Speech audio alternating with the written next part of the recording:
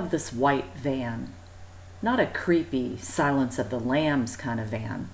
It's really a bus. Capital B, because she's the epitome of buses. She's curvy and cute, and when she comes chugging around the corner, you can't help but see her smiling and batting her eyelashes. Her name is Alice, and she's a 74 Westie. A friend once thought it would be a great idea for me to put actual eyelashes on her, but I thought it better for them to be assumed. Would a hippie back in the day put fake lashes on their V-dub? Find me a picture that hasn't been photoshopped like the moon landing, and I'll reconsider.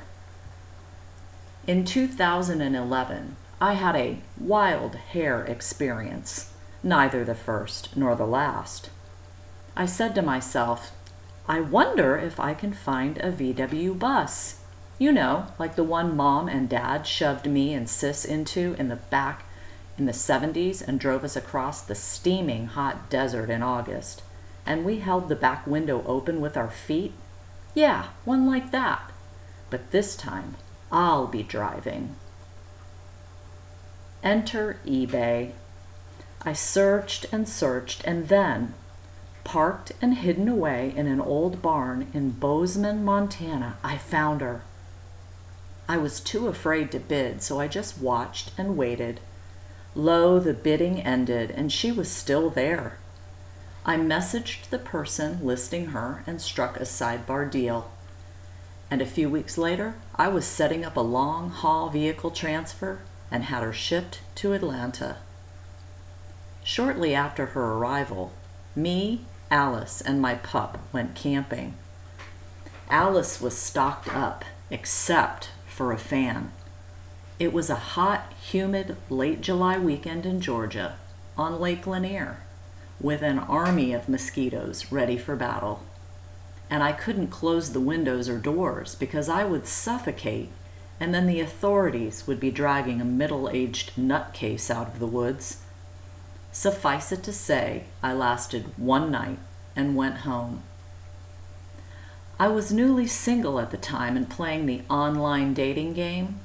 You know how many hits you get when one of your profile pics is of an old VW bus? Well, I only needed one. Charles and I were married for 5 years, but that will be a story for another day. About a year later after buying Alice, I had a Nikola Tesla moment. Forget a fan, oh heck no. I bought an AC unit from Wally World and strapped that bad boy into the driver's side window with bungee cords, plugged the holes with a cut-to-size swimming pool noodle, plugged it in, fired it up, and possibly the best night's sleep in a VW bus ever experienced in nearly 50 years.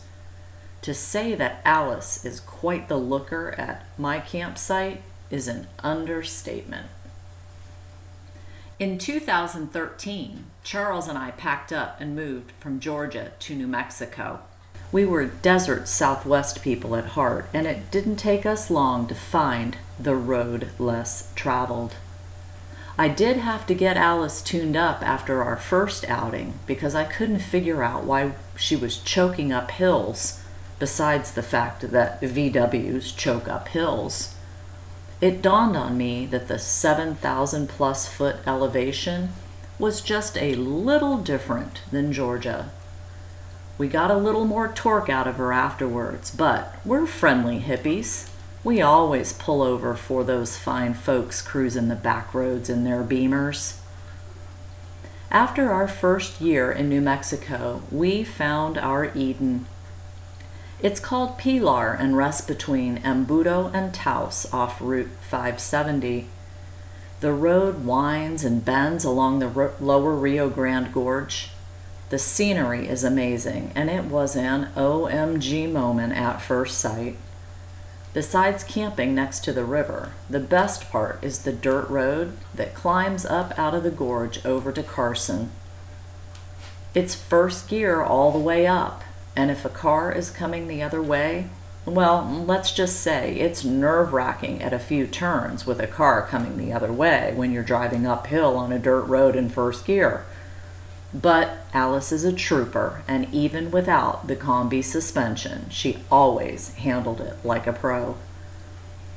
Speaking of troopers, we've met a lot of people along the way and have welcomed many conversations about Alice. Even that time when a New Mexico state trooper cruised by the Pilar campground making his rounds and then slowly pulled in and around to our site, gravel crackling under his tires, and got out all trooper-like, fondling his sidearm, and freaked us out and then said, "Hey, I had a 72. How do you like your bus?" A 20-minute conversation ensued. So typically, after 3 nights on a fold-out bed with 2 people and 2 dogs, you kind of say, "Stick a fork in me." But I've had this dream ever since I stumbled upon the myriad of YouTube videos showing all these kids living, traveling, and camping on the open road in their VWs, talking about where you pee, poop, and shower when you're living in a VW.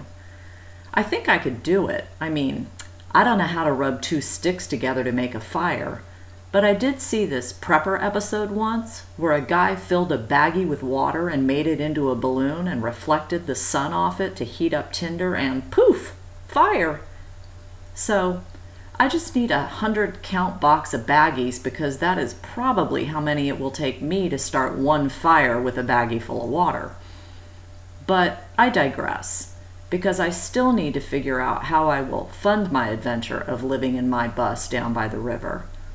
I can set up a Patreon account and take pictures and sell them, or fashion bead bracelets and sell them to other campers, and vlog while I stand there and talk about the ins and outs of this brave new world way of living that I finally found in my 50s. Who's in? I would really appreciate your patronage.